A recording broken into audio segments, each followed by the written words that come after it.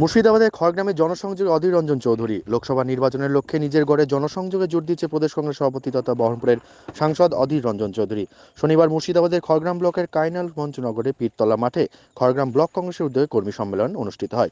উপস্থিত ছিলেন কংগ্রেস ব্লক সভাপতি আবুস কালসেম, কংগ্রেস সাধারণ সম্পাদক নরোত্তম সিংহ, কৃতিপুর পঞ্চায়েত প্রধান পিঙ্কি খাতুন, সাধারণ সম্পাদক জয়ন্ত দাস ও অন্যান্য নেতৃবৃন্দ।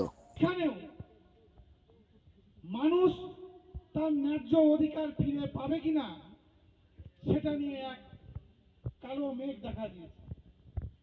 রাহুল গান্ধী তাই ভারত জোড়ো যাত্রা করেছেন, মধ্যে সে টাকা বেটেও দেবে, তার ভাগ প্রত্যেকের জন্য 15 লাখ ভোটের আগে ঘোষণা করবে। তাহলে বুঝতে পারছো তোমাদের ভালো দিন আসছে, আচ্ছে দিন আনে বালা হয়ে গেল। আমরা ভাবলাম তাই তো, লক্ষ লক্ষ কোটি টাকা বাইরের ব্যাংকে তো পড়ে আছে, সরকার মনে করে নিয়ে